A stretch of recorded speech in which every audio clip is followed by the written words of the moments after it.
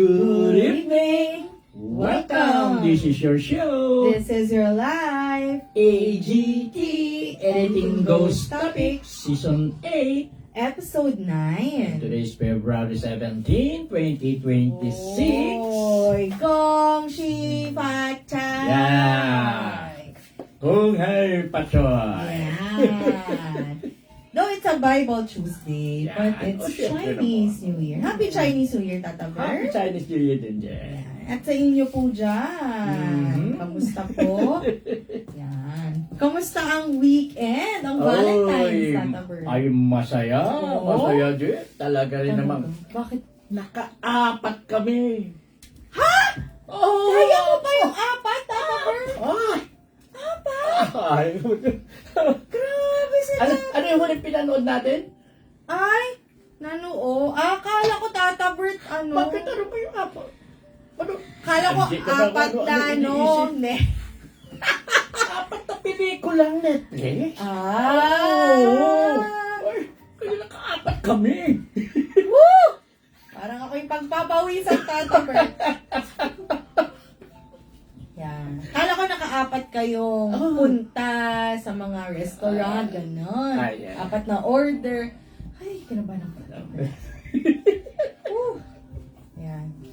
Pero, malay nyo, double meaning, baka tinatago lang ni Tata Bert ang kaya pa niya. Baka kayo naka-apat din. Talo mo pa, Tata Bert. Ayan. Ay, ang ganda naman ng date na yun, apat, no? Very simple, pero, cozy ang After ng kasi, pagdating pa lang namin nung Saturday evening, nakaisa na kaagad. Ay, bilis. Nako, huwag na po kayo mag-imagine. Basta nanood po sila ng pelikula. Yan. Yes. Ganda na Tata Bert, apat. At magaganda naman Tata Ay, Bert. magaganda. Ano yung mga napanood nyo? Ano nga ba title nun? Layer of Cake. Tapos, Gridlock. Oh, Gridlock. Ano pa? Nakalimutan ko naman. Viva Max, wala naman. Ayan, pero ang importante, yung quality time. Ay, oo naman. Hindi na kayo nakipagsiksikan sa mga mall, no? Ay, hindi nagpunta kami. Nagpunta? Oo, may panahon pa kami nagpunta. Grabe, oh. Kaapat na, nakapunta pa sa mall. Kami kumain. Tayo parang tsura ng LRT. Ay, bakit Tata Bert? Kamusta ang LRT? Ay, grabe. LRT pa ba? Ando doon lang kami sa tiping-pipi na kami doon sa may entrance. Pagdinas. Hanggang makarating. Grabe. Grabe. Buti na lang pag uwi namin, medyo maluwag-luwag na. Opo. Yung papunta. Yes. Kasi yung iba nag 3 hours na yung iba. Ayan.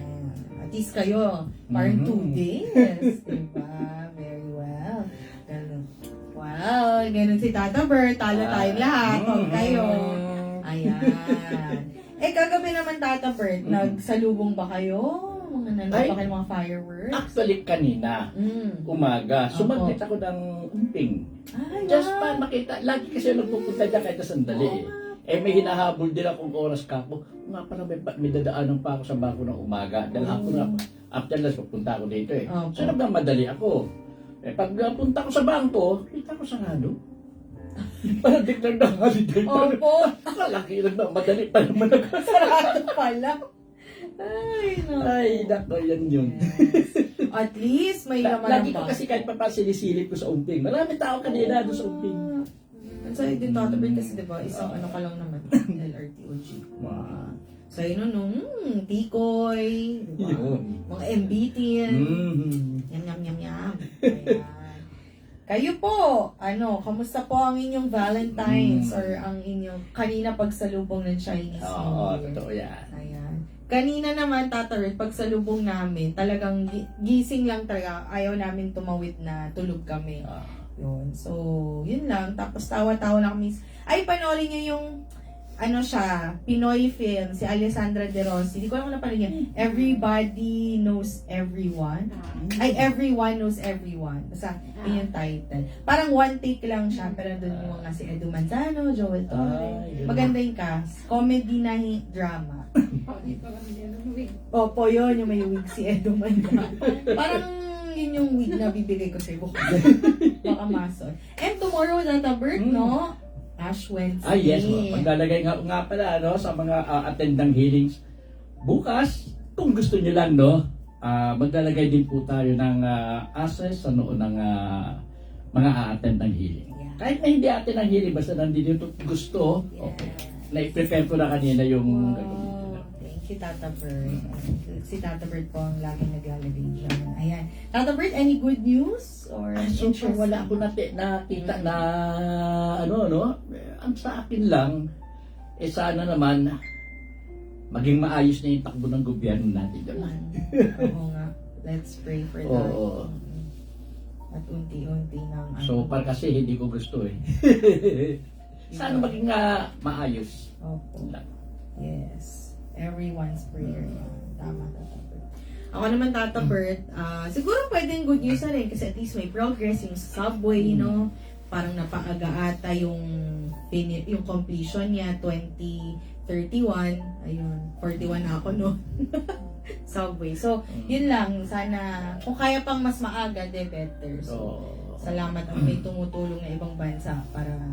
Di ba kasi, imaginein mo, pag nag-subway, 15 minutes from QC to, to Taguig or Sukat ba? Something like that. Hindi ba nahinto yan? Yung ano? Hindi, Tata Bert, natuloy po. Natuloy na uli. Opo, So, naayos na nila yung ano?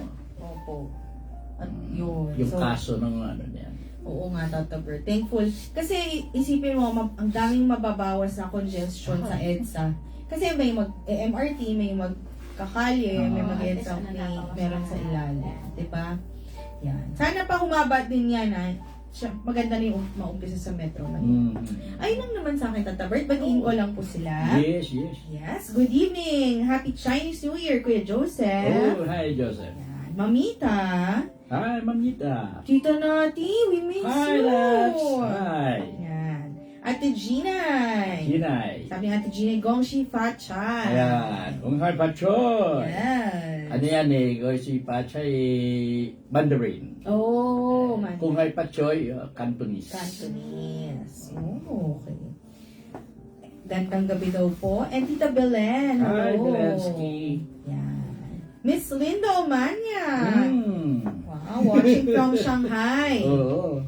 Shanghai. Lumpiang Shanghai. Ayan. Mamita, siguraduhin po na magpalagay po ng abo bukas at wag po sa Sabado. Sabi ni Mamita. Kasi nga po, Ash Wednesday is Wednesday. Ayan. Tsaka nakalagay naman po dun sa healing invite na para malaman nyo na maglalagay ng ash. Ayan. Sa Saturday is Wash Saturday. Was Saturday. Ash and then wash. Okay? Ayan po. Hello! Kuya Ente! Hi, Ante. Kumusta? Ay, papunta na ata dyan sila Jay ngayon. Oh, On the way. God bless Ente. L3. Oh, thank you po.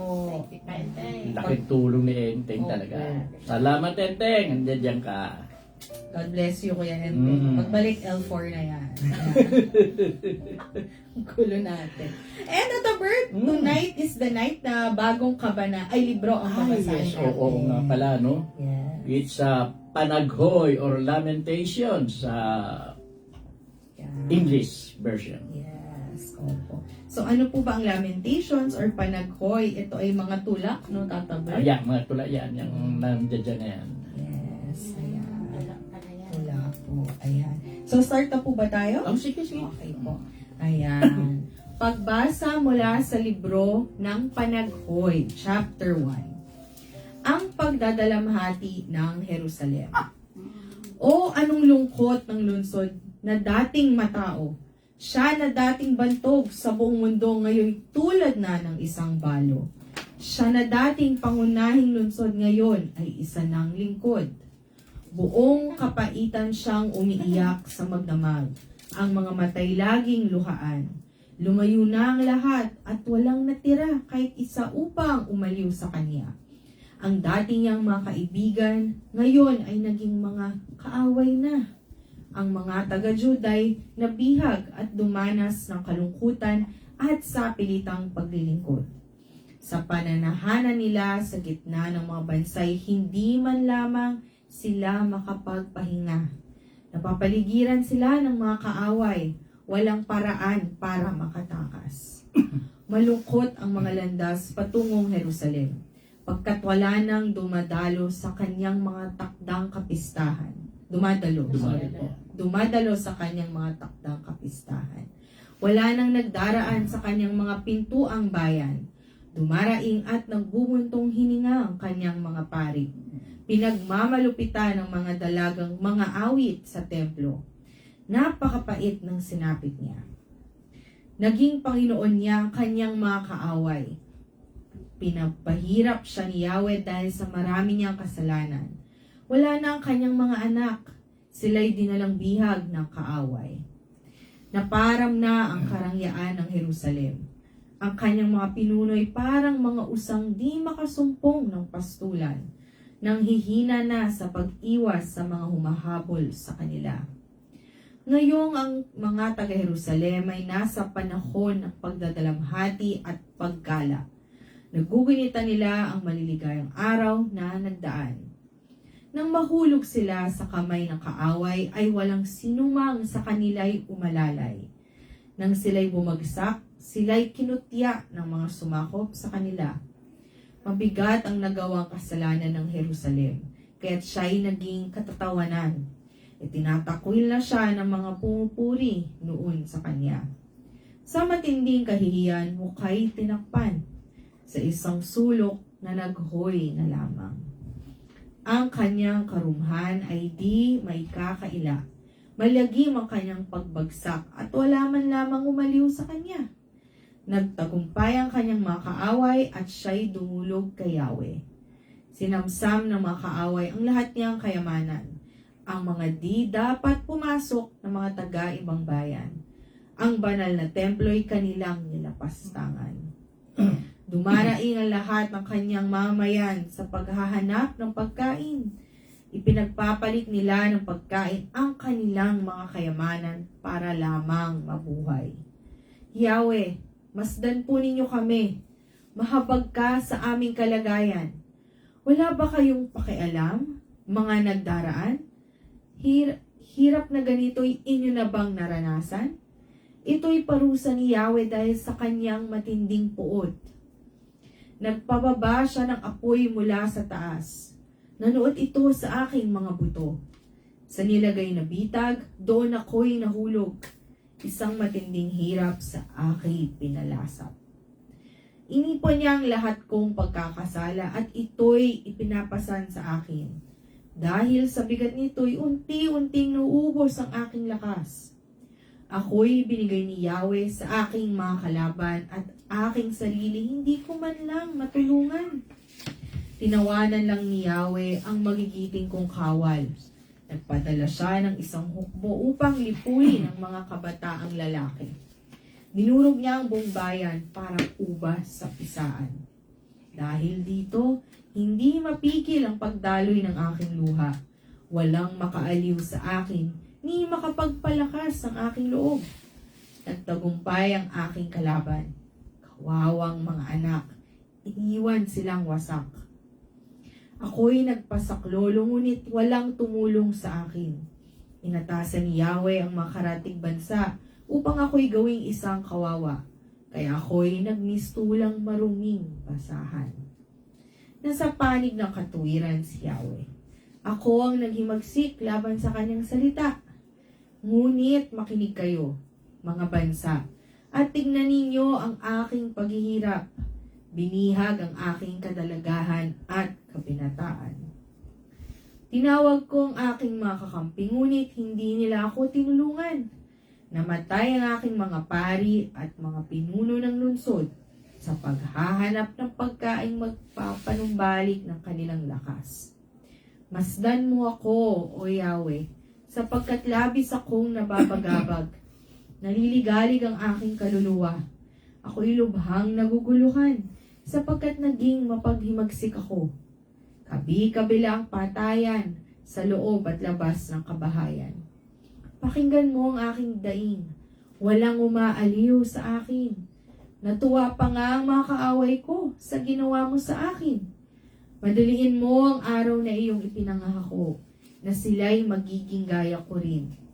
Hatulan mo sila sa kanilang kasamaan, pahirapan mo sila, tulad ng pagpapahirap mo sa akin, dahil sa aking mga pagsalangsang. Napapahimutok ako sa tindi ng hirap at para akong kandilang nauupos. Ito po ang salita ng Diyos. Salamat sa Diyos. Dito po ay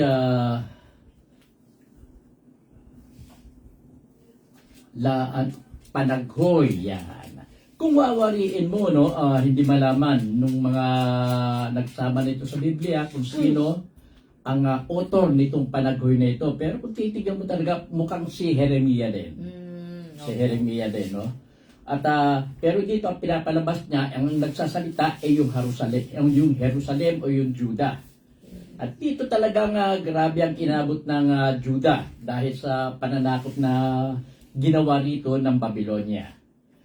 Yung dating masayang mga pangyayari sa Judah o sa Jerusalem, nawala yun. Napalitan nyo ng lungkot, napalitan nyo ng yung pagkawasak ng maraming bagay sa Judah mismo, sa Jerusalem.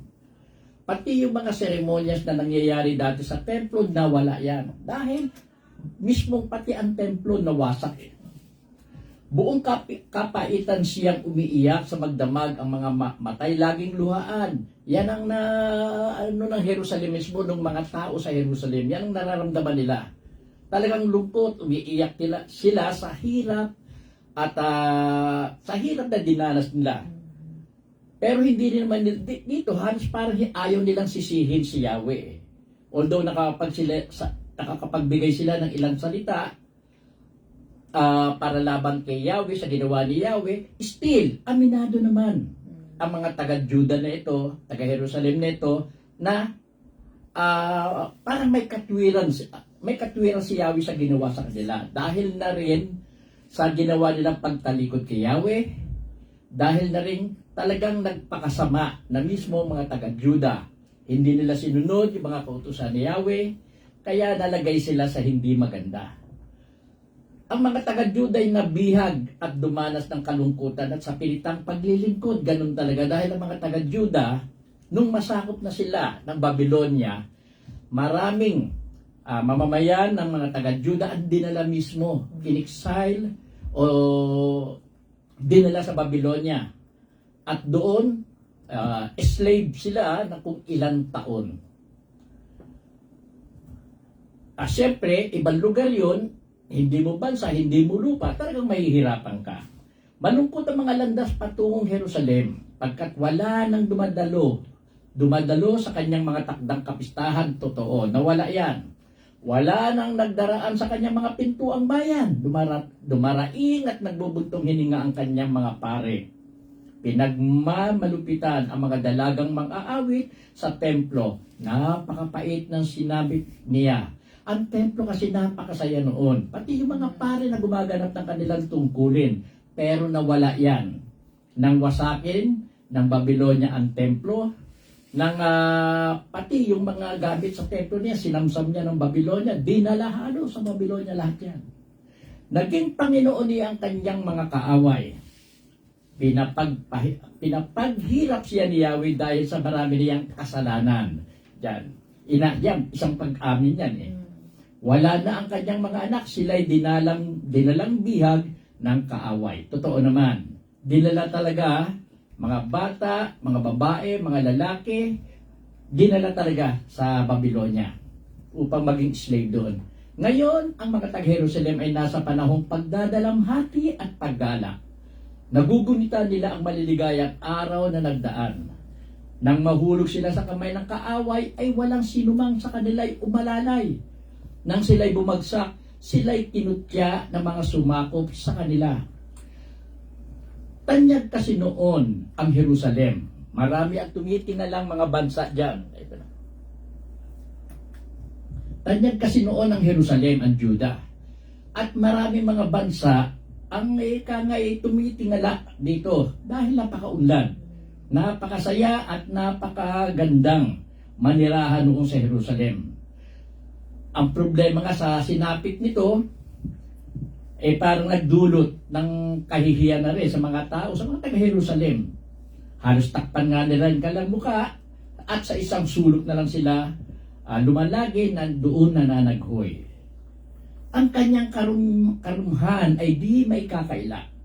Malagay ang kanyang pagbagsak at wala man lang umaliw sa kanya. Nagtagumpay ang kanyang mga kaaway at siya'y dumulog kay Yahweh. Sinamsam ng mga kaaway ang lahat niyang kayamanan. Dinala talaga yan sa Babylonia. Lahat ng kayamanan. Ang mga di pumasok ng mga taga-ibang bayan. Ang banal na templo'y kanilang nilapastangan. Yung mga hindi makapasok dati sa templo, no? Actually, ang pwede lang pumasok sa templo kasi, yung nung panahon na yan, yung mga taga-Juda rin, o mga tuli kung tawagin nila. Yung mga taga-ibang pa, hindi basta-basta makapasok yun sa templo niya. Kung hindi, kundi sila magpapakondok ng maayos. Pagpapatuli o kung ano man, para matawag na kasama sila, o parang niyayakap na nila ang pagiging isang Hudyo. Dumaraing ang lahat ng kanyang mamamayan sa paghahanap ng pagkain. Talagang inabot ng tagutom doon. Pinagpapalit nila ang pagkain ng kanilang mga kayamanan para lamang mabuhay. Kita mo, mayaman ka nga, may kayamanan ka nga. Ang problema, walang pagkain eh. Yun naman ang sinabi ni Yahweh. Mamamatay sa digmaan ang mga tao. Pamamatay sa gutom o kaya sakit. Yan ang tatlong bagay. Yahweh, masdan po ninyo kami. Mahabag ka sa aming kalagayan. Wala ba kayong pakialam mga nagdaraan? Hirap na ganito'y inyo na bang naranasan? Ito'y parusa ni Yahweh dahil sa kanyang matinding puot. Nagpababa siya ng apoy mula sa itaas. Nanuot ito sa aking mga buto. At nilagay na bitag. Doon ako'y nahulog, isang matinding hirap sa aking pinalasa. Inipon niya ang lahat kong pagkakasala, ito'y ipinapasan sa akin. Dahil sa bigat nito'y unti-unting nauubos ang aking lakas. Ako'y ibinigay ni Yahweh sa aking mga kalaban at aking sarili hindi ko man lang matulungan. Talagang mauubos ang kanyang lakas. Dahil ilang ulit na sila nga sinabihan ni Yahweh, pinaalalahanan na ganito ang sasapitin ninyo. Tinuruan pa sila kung anong dapat gawain. Ang problema, napakatigas din ang ulo ng mga taga-Juda. Hindi nila sinunod yun. Nag-ano pa nga sila masinunod pa nga nila yung sinasabi ng kanilang mga propeta na hilaw Dahil dito, hindi mapigil ang pagdaloy ng aking luha. Walang makaaliw sa akin, ni makapagpalakas ng aking loob. Nagtagumpay ang aking kalaban, kawawang mga anak, iniwan silang wasak. Ako'y nagpasaklolong, ngunit walang tumulong sa akin. Inatasan ni Yahweh ang mga karatig bansa upang ako'y gawing isang kawawa. Kaya ako'y nagmistulang maruming basahan. Yung karatig bansa, ito yung Babylonia mismo. Ginawa talagang parang kawawa ang Jerusalem. Ako'y nagpasaklolong, ngunit walang tumulong sa akin. Wala talagang tutulong sa kanya dahil yung dapat na tutulong ng mga bansa sa paligid niya, talagang halos kasama sa mga sinakop ng Babylonia. Nasa panig ng katuwiran si Yahweh. Ako ang naghimagsik laban sa kanyang salita. O, inamin naman yan, nasa panig ng katuwiran si Yahweh. Ako ang naghimagsik laban sa kanyang salita. Hindi nila sinunod yung salita ni Yahweh. Ngunit makinig kayo mga bansa at tingnan ninyo ang aking paghihirap. Binihag ang aking kadalagahan at kabinataan. Tinawag ko ang aking mga kakampi, ngunit hindi nila ako tinulungan. Hindi talaga sila makakatulong dahil pati sila ginyera din ng Babylonia. Ang mga kakampi niya supposedly yung Egypt. Then itong mga Amon, itong Elam, yung Tyre, tsaka Sidon sa Phoenicia, at yung iba pang mga karatig bansa, wala rin naitulong talaga. Dahil pati yung mga iyon sinasakop na rin ng Babylonia ng mga panahon na yan. Namatay ang aking mga pare at mga pinuno ng lungsod sa paghahanap ng pagkain, magpapanumbalik ng kanilang lakas. Masdan mo ako, Yahweh, sapagkat labis akong nababagabag. Naliligalig ang aking kaluluwa, ako'y lubhang naguguluhan, sapagkat naging mapaghimagsik ako. Kabi-kabila ng patayan sa loob at labas ng kabahayan. Pakinggan mo ang aking daing, walang umaaliw sa akin. Natuwa pa nga ang mga kaaway ko sa ginawa mo sa akin. Madaliin mo ang araw na iyong ipinangako na sila'y magiging gaya rin. Madaliin mo. Kaya.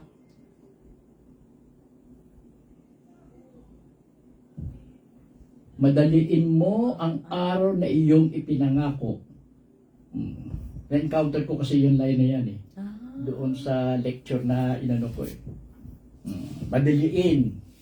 Para once na minadali mo kasi yung mga paghihirap, yung mga hinirang, maliligtas yung mga iyon. Parang gano'n ang doon sa lecture Yan linya na yan. Madaliin mo ang araw na iyong ipinangako na sila'y magiging gaya ko rin. Hatulan mo sila sa kanilang kasamaan. Pahirapan mo sila.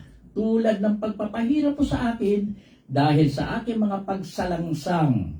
Napapahimutok ako sa tindi ng hirap at para akong kandilang nauupos.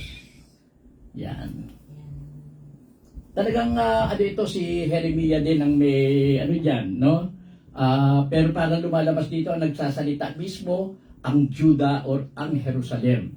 Binanggit yan yung talagang naging paghihirap nila. At aminado naman sila na sila rin ang may kasalanan, na may katwiran ng Diyos sa ginawa niya dahil hindi nila sinunod ang mga salita ng Diyos. Ganun talaga yan. May mga divine advice na sa kanila, hindi nila sinunod, binaliwala nila. Kaya nararapat lang yung nangyari sa kanila. Nasa huli talaga ang pagsisisi. Ay, oo naman. Totoo yun. Kasi pang ilan na to, Tata Bert, na. Ganyan din yung sinabi nila nung nakaraan na yung nakikiusap na sila kay Yahweh, di ba po? Totoo. Pero wala. Kailangan mangyari ang pinakamalupit na Ayan po. Thank you, Tata Bert. Ito na po tayo. Dumako na po tayo sa 2 kabanata. Pinarusahan ni Yahweh ang Jerusalem. Sa matinding galit ni Yahweh, ipinahiya niya ang Zion. Ibinagsak niya ang karangalan ng Israel. Sa araw ng kanyang puot, nakalimutan niyang Zion ang kanyang tuntungan. Walang awang winasak ni Yahweh ang lahat ng nayo ni Jacob. Sinira niya ang matitibay na kuta ng Juda. Ang kaharian at mga pinuno nito'y kanyang ibinagsak at inilagay sa kahihiyan. Sa tindi ng kanyang galit ay iginupo niya ang hukbo ng Israel. Hindi niya kami tinulungan nang dumating ang kaaway. Nag-aalab ang galit niya sa amin, gaya ng paglamon ng apoy sa buong paligid. Para siyang kaaway. Tinudla niya kami ng pana at nilipol ang lahat ng kinalulugdan namin pinagmamalaking mamayan. Ibinuhos niya sa Jerusalem ang tindi ng kanyang galit, parang isang apoy na sa kanya'y tumupok. Tulad ng kaaway, winasak ni Yahweh ang Israel. Giniba niya ang mga palasyo at lahat ng kuta. Inilagay niya ang Juda sa walang katapusang pagdadalamhati. Pinaguho niya ang tabernakulo nito gaya ng isang halamanan. Winakasan ni Yahweh ang mga itinakdang pista at araw ng pamamahinga. At itinakwil niya ang mga hari at mga pare dahil ang kanyang galit ay matindi. Tinakwil ni Yahweh ang kanyang altar, tinalikuran ang kanyang templo. Ipinagiba niya sa mga kaaway ang mga pader nito. Dahil sa kanilang tagumpay, nagkaingay sa tuwa ang mga kaaway sa lugar na dating buong galak naming pinagdarausan ng pagsamba. Pinasya ni Yahweh na wasakin ang pader ng Zion. Tinakda niya ang ganap na pagkasira nito. Hindi niya iniurong kanyang balak na pagwasak. Ngayon, ang muog at ang kuta ay nagkaguho. Gumuho na rin ang mga pintuang bayan. Bali ang mga bali ang mga panara nito. Pati na rin ang mga tarangkahan. Nangalat sa mga bansa ang kanyang hari at mga pinuno. Wala na kautosang umiiral at wala na ring pangitain mula kay Yahweh ang kanyang mga propeta. Tahimik na nakalugmok sa lupa ang pinuno ng Jerusalem. Naglagay sila ng ampo sa ulo at nakasuot ng damit panluksa. Ang mga dalaga sa Jerusalem ay nakaluhod. Ang mukay halos sayad sa lupa. Namumugto ang mga mata ko sa kaiiyak. Bagbag na bagbag ang aking kalooban. Matindi ang pagdalamhati ko dahil sa kapamakang sinapit ng aking bayan. Nakahundusay sa mga lansangan ng mga bata at ang mga sanggol. Nagiiyakan sila at patuloy na humihingi ng pagkain at inumin.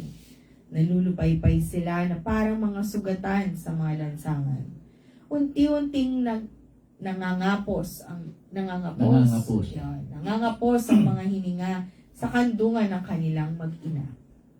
Ano ang masasabi ko sa iyo, O Jerusalem? Jerusalem, lungsod na pinakamamahal ko. Saan kita may tutulad upang ikay aking maaliw? Sapagkat sinlawak ng dagat ang iyong kasiraan, tila wala ng pag-asa. Ang sinasabi ng inyong mga propeta ay pawang kasinungalingan. Dinadaya nila kayo sa hindi nila paglalantad ng inyong kasamaan. Pinapaniwala nila kayo na hindi na ninyo kailangan magsisi sa inyong mga kasalanan. O lungsod ng Jerusalem, inahamak at pinagtatawanan ng lahat ng nagdaraan. Sinasabi nila, ito bang lungsod na huwaran ng kagandahan? Ito bang kagalakan ng lahat ng bansa? Iniismiran ka ng iyong mga kaaway at kanilang sinasabi, nawasak na rin natin siya. Sa wakas, bumagsak din siya sa ating mga kamay. Sinagawa nga ni Yahweh ang kanyang balak, tinupad niya ang kanyang banta. Walang awa niya tayong winasak. Pinagtagumpay niya ang ating kaaway at dinulutan ng kagalakan sa paglupig sa atin. Dumaing ka ng malakas kay Yahweh, Jerusalem.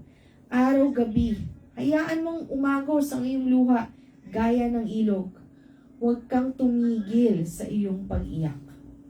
Bumangon ka at humiyaw ng paulit-ulit sa magdamag sa bawat pagsisimula ng oras ng pagbabantay. Tulad ng tubig, ibuhos mo sa harapan ni Yahweh ang laman ng iyong puso. Itaas mo sa kanya ang iyong mga kamay alang-alang sa iyong mga anak. Nalulupaypay sila sa gutom, nakahandusay sa mga lansangan. Yahweh, tingnan mo kung sino ang iyong pinaparusahan. Matuwid bang kainin ng mga babae ang kanilang supling? Nasa kanila rin naman ang galing. O dapat bang patayin sa templo ang pari at ang propeta? Naghambalang sa mga lansangan ang patay, bata at matanda, dalaga at pinata. Nilipol mo sila ng araw na ikaw ay magalit. Walang awa mo silang pinatay. Aking mga kalaban iyong inanyayahan. Tungtuwa sila na para bang nasa pistahan. Kaya ang mga anak kong inaruga sa mga kaaway ko'y pinapuksa. Dahil sa araw na iyon, galit mo'y matindi. Ito po ang salita ng Diyos. Salamat sa Diyos. Pinarusahan ni Yahweh ang Jerusalem. Sa totoo lang, ang Jerusalem, ang Judah, lalo na't nandoon yung templo ni Yahweh, ay mahal na mahal niya. Naghihinayang siya sa pagwasak nito, pero kinakailangan na nasira ang Jerusalem, ang templo niya, although doon siya sinasabing nakatira o doon siya nagpapahiwatig ng kanyang presence sa mga taga-Juda, kaya mahal niya yung lugar. Ang problema nga, kinakailangan masakripisyo ang pagkawasak nyon para matauhan ang mga taga-Juda. Sa matinding galit ni Yahweh, ipinahiya niya ang Zion. Ibinagsak niya ang karangalan ng Israel. Sa araw ng kanyang poot, nakalimutan niyang Zion ang kanyang tuntungan. Dito ipinapahiwatig na mahal talaga ni Yahweh ang Zion, ang Jerusalem. Ang problema, kinakailangang magdusa rin sila sa pahirap na kailangan maghirap sila dahil na rin sa kanilang pagkakamali. Kung hindi gagawin kasi ni Yahweh yun, hindi magbabago ang mga taga-Juda. Walang awang winasak ni Yahweh ang lahat ng nayon ni Jacob. Sinira niya ang matitibay na kuta ng Juda.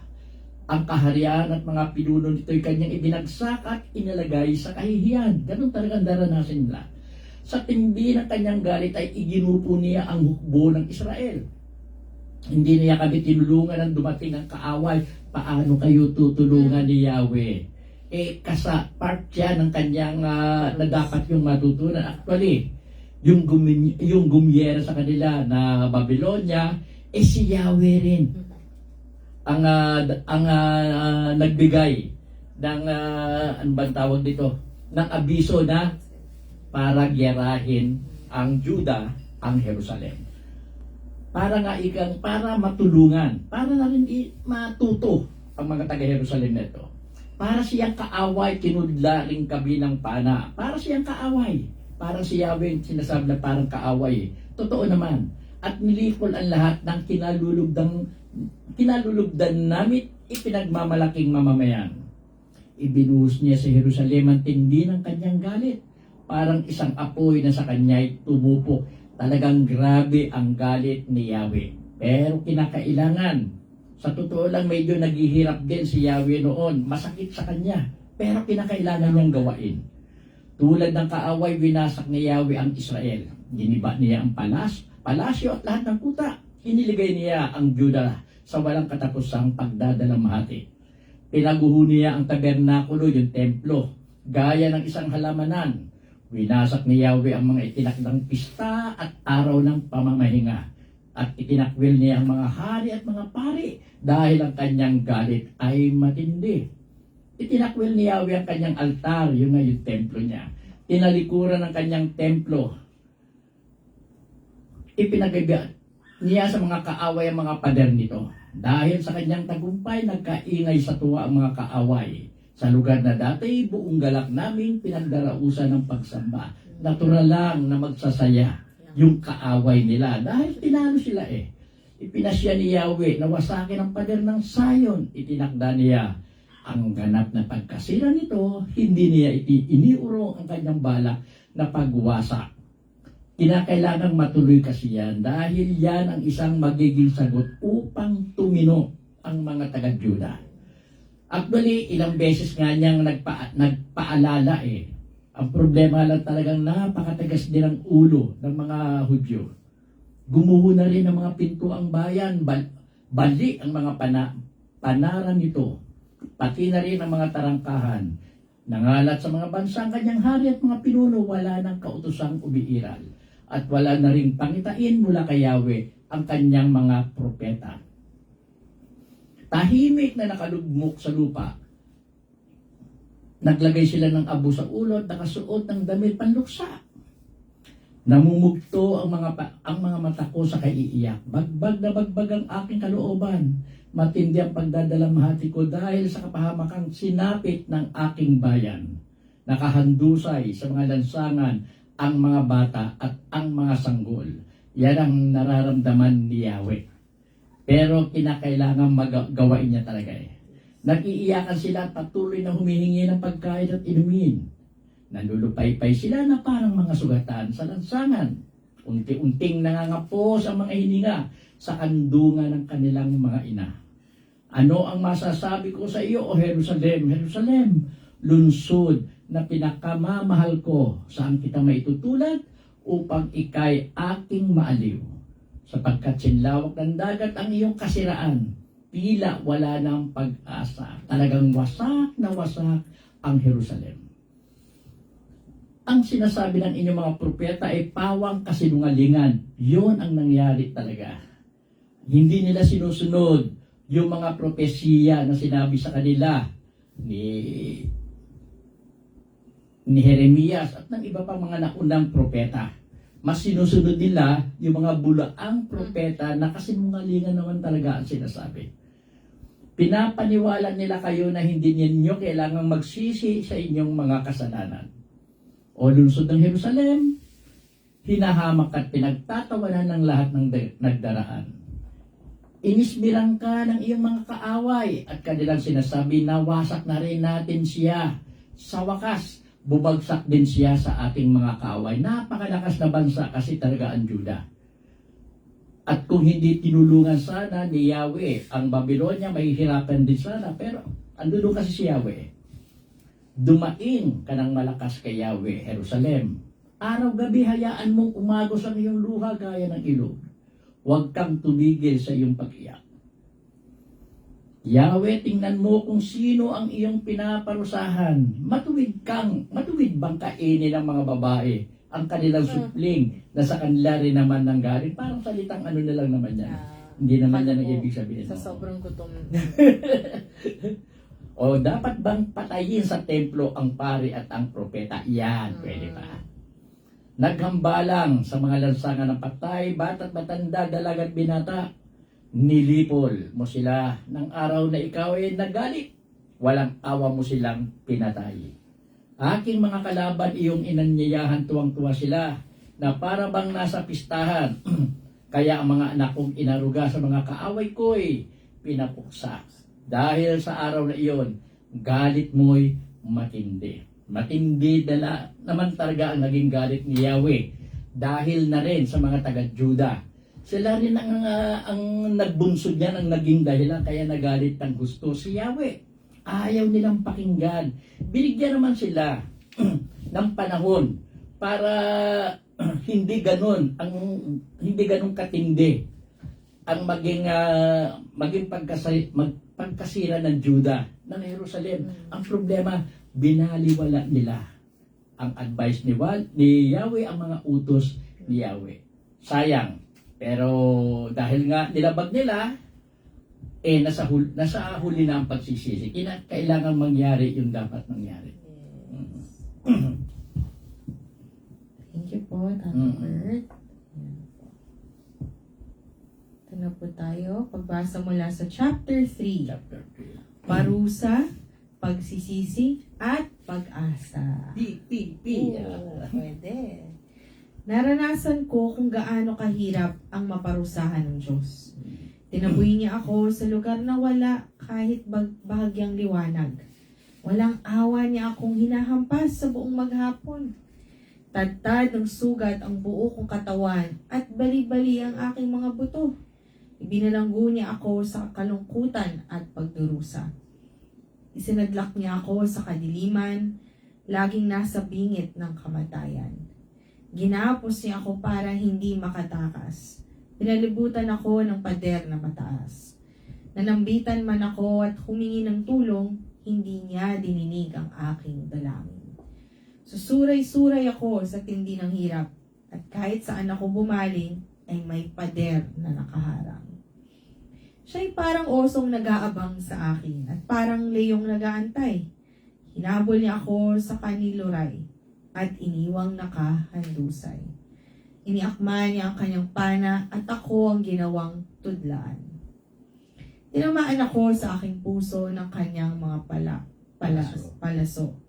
Buong araw ako'y pinagtatawanan. Sa mga kwentuhan ako ay biruan. Pawang, kapaitan at kalungkutan ang ipinalasak niya sa akin.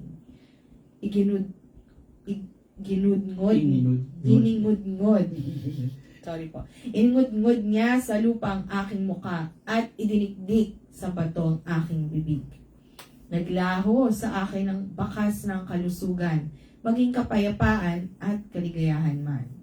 Kaya't sinasabi ko na wala na ang aking lakas at ang aking pag-asa kay Yahweh. Simpait ng apdo ang alalahanin sa aking paghihirap at kabiguan. Lagi ko itong naaalala at ako'y labis na napipighati. Gayon may nanunumbalik ang aking pag-asa kapag naalala kong pag-ibig mo, Yahweh, ay hindi magmamaliw. Kahabagan mo'y walang kapantay. Ito ay laging sariwa bawat umaga. Katapatan mo'y napakadakila. Si Yahweh ay akin. sa Kanya ako magtitiwala. Si Yahweh ay mabuti sa mga nananalig at umaasa sa Kanya. Kaya't pinakamainam ang buong tiyagang umasa sa ating kaligtasang si Yahweh ang may dala. At mabuti sa isang tao na siya'y matutong magtiyaga mula sa kanyang kabataan. Sa lecture din. Yan. Kung siya'y palasapin ng kahirapan, matahimik siyang magtiis at maghintay. Siya'y magpakumbaba sa harapan ni Yahweh at huwag mawala ng pag-asa. Tanggapin ang lahat ng pananakit at paghahamak na kanyang daranasin. Mahabagin si Yahweh at hindi niya tayo itatakwil habang panahon. Bagaman siya'y nagpaparusa, hindi naman nawawala ang kanyang pag-ibig. Importante. Hindi niya ikatutuwang tayo'y saktan o pahirapan. Hindi nalilingid kay Yahweh kung naghihirap ang ating kalooban, maging ang ating karapatan kung tayo'y pagkaitan. Kung ang katarungan ay hayagang tinutuya, siguradong si Yahweh ay hindi magpapabaya.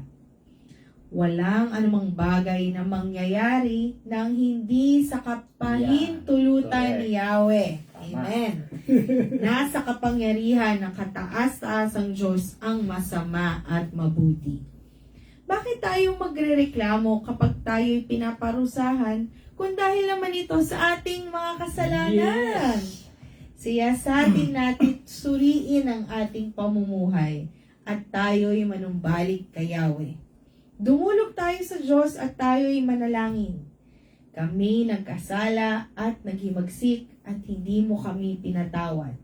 Sa iyong matinding galit ay hinabol mo kami at walang awang pinatay. Ang galit mo'y tila makapal na ulap na hindi malampasan ng aming mga dalangin. Ginawa mo kaming tambakan ng kasamaan ng sanlibutan. Kinukutya kami ng aming mga kaaway. Nagdaan na kami sa pagkawasak at kapahamakan. Naranasan namin ang mabingit sa panganib at manginig sa takot. Hindi mapigil ang pagbalong ng aking mga luha dahil sa kapahamakang sinapit ng aking bayan. Walang tigil ang pagdaloy ng aking mga luha hanggang si Yahweh ay tumunghay mula sa langit at kami lingapin. Nagdadalamhati ako dahil sa sinapit ng mga kababaihan sa aking lungsod. Para akong ibong binitag ng aking mga kaaway, gayong wala silang dahilan upang kamuhian ako. Ako'y inihulog nila ng buhay sa isang balon at tinakpan ng bato ang bunganga nito. Lumubog ako sa tubig at nasabi ko, wala na akong pag-asang mabuhay pa. Nangyari kay Jeremiah. Tama na to, Bert. O Yahweh, tinawag ko ang iyong pangalan nang ako'y nasa kailaliman ng balon. Narinig mo ang aking samo. Huwag mong takpan ang iyong pandinig sa aking paghingi ng tulong. Nilapitan mo ako nang ika'y tawagan ko. Sinabi mo sa akin, huwag kang matakot. Tinulungan mo ako, Yahweh, at iniligtas mo ang aking buhay. Hindi kaila sa iyo ang kasamaang ginawa nila sa akin. Bigyan mo ako ng katarungan. Nakita mo ang kanilang paghihiganti at masasamang balak laban sa akin. Narinig mo, Yahweh, ang pangungutya nila at mga pakana laban sa akin. Nagsasalita at nag-iisip laban sa akin ang mga kaaway ko. Mula umaga hanggang gabi, kanilang panunuyay walang pasintabi. O Yahweh, parusahan mo sila ayon sa kanilang ginawa. Pahirapan mo sila at iyong sumpain. Habulin mo sila at iyong lipulin. Ito po ang salita ng Diyos. Salamat sa Diyos. Ganun yung emosyon dito. Tayo ba ito? Parusa, pagsisisi at pag-asa. Naranasan ko kung gaano kahirap ang maparusahan ng Diyos. Itinaboy niya ako sa lugar na wala kahit bahagyang liwanag. Walang awa niya akong hinahampas sa buong maghapon. Tagtag ng sugat ang buo kong katawan at bali-bali ang aking mga buto. Ibinalanggo niya ako sa kalungkutan at pagdurusa. Isinadlak niya ako sa kadiliman, laging nasa bingit ng kamatayan. Ginapos niya ako para makatakas. Pinalibutan ako ng pader na mataas. Nanambitan man ako at humingi ng tulong, hindi niya dininig ang aking dalangin. Susuray-suray ako sa tindi ng hirap at kahit saan ako bumaling ay may pader na nakaharang. Siya'y parang osong nag-aabang sa akin at parang liyong nag-aantay. Hinabol niya ako sa kaniluray at iniwang nakahandusay. Iniakba niya ang kanyang pana at ako ang ginawang tudlaan. Tinamaan ako sa aking puso ng kanyang mga palaso. Buong araw ako'y pinagtatawanan sa mga kwentuhan. Ako ay biruan. Pawang kapaitan at kalungkutan ang ipinalasap niya sa akin. Inginudgod niya sa lupa ang aking mukha at idinikdik sa bato ang aking bibig. Naglaho sa akin ang bakas ng kalusugan, maging kapayapaan at kaligayahan man. Kaya't sinasabi ko na wala na ang aking lakas at ang aking pag-asa kay Yahweh. Simpait ng abdo ang alalahanin sa aking paghihirap at kabiguan. Lagi ko itong naaalala at ako'y labis na napipigati. Gayon may nanunumbalik ang aking pag-asa kapag naalala kong pag-ibig mo, Yahweh, ay hindi nagmamaliw. Kahabagan mo'y walang kapantay. Dito una dinidescribe yung talagang grabing pagdaranas, hirap, at kung ano-ano pang matinding kahirapan ang nangyari, no? Pero sa bandang huli, ando doon yung parang assurance ng pag-ibig, ando doon pa rin yung pag-ibig ni Yahweh. Ipinapaliwanag po rito, no? I think na ano ko na rin sa isang lecture ito. Sa mga dumarating na problema sa ating buhay, maging matyagalan tayo. Maika ngayon, huwag tayong basta-basta na lang bibigay. Dahil ang Diyos hindi magbibigay ng problema, ng hirap, ng pasakit sa isang tao nang hindi makakayanan ng tao. Kinakailangan lang magpakatatag. Katulad ng sinasabi, kinakailangan magpakatatag ka. Kayanin mo ang dinadala mong hirap na iyan dahil kinakailangan. Yan ang magpapabago sa iyo. Yan ang makakatulong sa iyo upang makabalik sa Diyos. Si Yahweh ay mabuti sa mga nananalig at umaasa sa Kanya. Kaya't pinakamainam ang buong tiyagang umasa sa ating kaligtasan, si Yahweh ang may dala. Gano'n naman po, hindi ka naman papatayin ng Diyos eh. Kung nakikita niya, nagtsatsaga ka, kinakaya mo ang hirap at dusa na sinasapit mo ngayon, at nakita ni Yahweh yan, natutuwa siya. Hindi dahil naghihirap ka, no? Hindi, kundi ipinapakita mo yung iyong pananampalataya sa Diyos.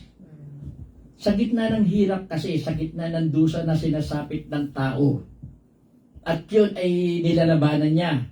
Nakikita ni Yahweh yan at natutuwa si Yahweh dyan. Dahil alam niya pagtapos ng lahat ng iyan may biyayang darating para sa iyo. Kung siya ay palasapi ng kahirapan at matahimik siyang magtiis at maghintay, ganun po, kinakailangan magtiis talaga. Maghintay, matutong maghintay. Be patient. Huwag magmadali. Dahil may tamang panahon, may tamang oras para dumating sa iyo yung manggagaling kay Yahweh. Yung magandang alalay, yung magandang blessing, yung grasya na manggagaling kay Yahweh. Darating yan sa tamang panahon. Kaya kung naghihirap ka, kayanin niyo po yan. Kayanin ninyo. Hindi ka dapat nyo nalang isipin. Hindi ka bibigyan ng Diyos ng hirap at dusa nang hindi mo makakaya. Makakaya mo yan. Huwag kang susuko. Dahil ang pagsuko, isa lang ang ibig sabihin yon, hindi mo sinusunod ang Diyos. Bahagi kasi ng pagsubok ng Diyos yan. Bahagi ng pagdisiplita ng Diyos yan sa iyo. Para din sa iyo yan. Para sa iyong kapakanan. Kaya dumaranas ka ng hirap, ng pasakit sa kasalukuyan. Bagamat siya ay nagpaparusa, hindi naman nawawala ang kanyang pag-ibig. Yan ang totoo. Hindi po porque nahihirapan kayo sa buhay nyo ngayon. Hindi po porque mabigat at halos dala nyo ang mundo sa hirap na dinaranas nyo. Hindi po ibig sabihin yan na hindi kayo mahal ng Diyos. Bahagi po yan ng dapat nyong daanan. Para sa bandang huli, makikita po ninyo yung biyaya na ibibigay ng Diyos para sa inyo. Walang anumang bagay na mangyayari nang hindi sa kapahintulutan ni Yahweh. Yun ang dapat yung isipan. Nangyayari sa inyo yung bagay na nangyayari ngayon bilang bahagi ng pagsubok nyo at alam ni Yahweh yan. Siyasatin natin, suriin ang ating pamumuhay at tayo'y manumbalik kay Yahweh. Dumulog tayo sa Diyos at tayo'y manalangin. Kami nagkasala at naghihimagsik at hindi mo kami pinatawad. Sa iyong matinding galit ay hinabol mo kami at walang awang pinatay. Ang galit mo ay tila makapal na ulap na hindi malampasan ng aming mga dalangin. Kinukutya kami ng mga kaaway. Nagdaan na kami sa pagkawasak at kapahamakan. Naranasan namin ang mabingit sa panganib at matinding at manginig sa takot. Dito i-describe na lang yung hirap, no? Na dinadaanan ng mga taga-Juda. Ilagay na lang po natin sa hirap na dinaraanan ng mga tao po ngayon. Dapat po nating isipin na hindi tayo bibigyan ng Diyos ng mga bagay-bagay na hindi natin kayang pasanin.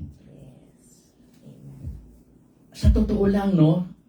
Sa dami ng umiikot na mga teachings, turo ngayon, isipin nyo lang po yung New Covenant ni Kristo. Ako lalaban po ng pukpukan. Andiyan dyan ang katotohanan. Sundin nyo lang yan. Gagawa kayo ng mga bagay, iisip kayo ng mga bagay, o ano ba ito? Ano ba tawag dito yung magsasagawa kayo ng mga bagay na dapat naka-align po dyan. Huwag na hindi. Dahil ang mga bagay na mga gawaing naka-align po dyan, ibig na sabihin sinusubaybayan ka ng Diyos. Huwag po kayong gumaya sa mga opisyal natin ngayon. Nakita nyo ang kalagayan. Totoo, nakakuha sila ng malaking halaga na supposedly dapat pantulong sa maliliit na tao, pero ninakaw po nila. Huwag kayong maiinggit sa kanila dahil yung ginawa nilang iyan, yung tinatamasa nila sa kasalukuyan, magdudulot ng mas malaking problema sa kanila. Yan ang mga tao na gumawa ng bagay ng hindi naaayon sa utos ng Diyos. Ewan ko, no? So ngayon kasi napupuna ako sa takbo ng sa takbo ng panahon ngayon, sa takbo ng mga paniniwala, wala namang problema kung anong relihiyong ka. Yes. Walang problema for as long as ang ginagawa mo ay nakalinya, naka-align sa New Covenant ni Kristo. Ano po ba yung New Covenant ni Kristo? Yung po yung yakapin mo si Kristo. Paniwalaan mo yung katotohanan na siya ay nagbuwis ng kanyang buhay para iahon ka sa hirap, para tubusin ka sa iyong kasalanan. Ang kinakailangan lang, sundin mo yung kanyang utos. Ano yung kanyang utos? Yung po ang New Covenant.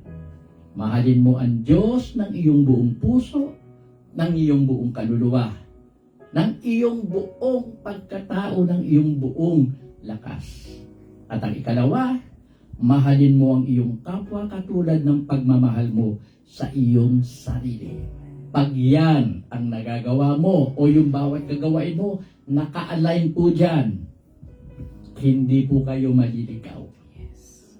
Okay lang, kahit na anong religion kayo, walang problema doon. Basta yung ginagawa nyo naka-align dyan, believers in Christ po kayong tinatawag. Medyo nalihis tayo doon, pero doon din mapatumbok ang ano na ito eh. Doon din. Doon. Lahat doon. Totoo. Doon papunta. Correct, tama. Opo. Actually, Jeno, nagtataka ko, yung bawat kinukuha ko ng mga lecture, nagtataka ko bakit dito papunta? Doon papunta sa New Covenant. Yes. Doon papunta eh. Dahil kung titignan mo talaga, no, lahat ng aral, lahat ng ano, pag yan lang ang sinasabi lang, ang ano kasi ang dahilan ng New Covenant, eh yung pag-isahin lahat ng tao kay Kristo. Yes. Yun talaga eh. Pag-isahin ang lahat ng tao kay Kristo, regardless kung ano mang relihiyon sila. Ang relihiyon irrelevant, sa totoo lang. Yes. Baliwala yan. Ngayon, nakakarinig na po kayo ng mga balita. Libo-libong, sabihin na natin, no, mga Muslim, nagko-convert. Libo-libong Iranian o kung ano pa mang mga ano, nagko-convert po sila. Ganun po. Nakita kasi nila ang katotohanan ni Jesus at ang kasimplihan ng kanyang aral. Importante yun eh. Ganun po yun. Huwag po tayong maliligaw sa iba pang mga utos. Basta, ang utos lang yung sa New Covenant. Okay na po tayo dyan. Simpleng-simple po. Ay, ako. Nabanggit na naman ako doon. Sige lang. Okay lang. Eh, natutuwa kasi ako ng ganyan, no? Yung mga binabasa natin na ano, tataka ko yung mga lecture, bakit doon tumutumbok eh, kako? Parang may ano eh, may gabay na eh, may ano na eh. Meron talaga. May ano na talaga eh. Eh, natutuwa naman ako sa ganung bagay, kako, parang napakadali na ipaliwanag yung iba pang bagay eh. Diyan na babagsak talaga eh. Kahit na anong tanong nila, yan na isasagot mo, wala nang hindi ka mamamali. Ay. At nagpapasalamat nga ako sa pagkakataon ibinigay sa akin ni Senyor, sa totoo lang na mag-lecture. Dahil marami akong nabasa na hindi ko inaakala na doon ko matutuklasan yung mga bagay-bagay na dati akala ko mahirap intindihin. Kaya nagpapasalamat talaga ako kay Senyor. At pinili niya na ako ang magtuloy ng lecture. At pati rito sa AGT na ito, andi dito kasama si Anje, o kasama natin. Ganun. Naliliwanagan po kami. Naliliwanagan. Sana yung mga previous lectures, yung mga previous AGTs, kung hindi niyo po napakinggan, balikan po ninyo. Meron pong mga laman doon na dapat po nating matutunan. Okay, Je? Magsabi ka ba? Sobrang liwanag nga. Joke lang, Tata Bert. Tata Bert, meron ding utos na talagang kailangan hindi nyo kakalimutan kung pinagsain kayo ng pinaglaban. Joke lang. Doon ako sa comedy lang. Hindi, pero totoo, Tata Bert, baliktarin mo yung Biblia. Kuha ka lang na isang chapter, tapos isipin mo yung lesson doon. Yun at yun, babalik at babalik talaga. Yes. Doon Yun talaga. Ang bira ka. Imagine mo, Tata Bert, kung yung ganitong gera na or ganitong klaseng gulo na orchestrate ni Yahweh ng Diyos. Paano pa yung ikaw na very positive na nagbibigay ng aral, ng turo, ng katotohanan ng kanyang salita. Diba? What more? So, ibig sabihin talaga lahat nangyayari to. Nangyayari talaga dahil sa kanya. Tsaka dun nga, idagdag ko rin yung mga, yun nga, yung may mga problema, yung feeling bigat-bigat ang buhay nila. Binanggit nga talaga, ang ganda nung, hindi ko na mahanap ko ng verse yung Tata Bert, basta yung, kayo din naman ang dahilan kung bakit nangyari yung mga ganyan. Totoo. Nakasulat dito, sinasabi na namin to ni Tata Bert way before pa po namin nabasa to. Tsaka isipin nyo, yung problema niya, yung bigat na yan, part po yan ng completion ninyo bilang tao, bilang anak ng Diyos. Kasi kung hindi mangyayari yan, uulit at uulit, hindi ka manunumbalik sa Kanya, hindi mo tignan nyo po ang mga taga-Juda, taga-Jerusalem, ang nangyari sa kanila, Tinawag nila muli ang Diyos dahil sa mga pangyayaring ganun. So, yun ang isipin nyo, huwag nyo masyadong, ano po ba, yung isipin nyo na talaga doon natatakbo ang buhay nyo sa problema, hindi. Dahil ang buhay dapat tumatakbo sa Kanya, Yeah. hindi sa problema. Ayun lamang po, mamayang gabi, may problema. Mamayang gabi, may online prayer vigil po, 10 o'clock.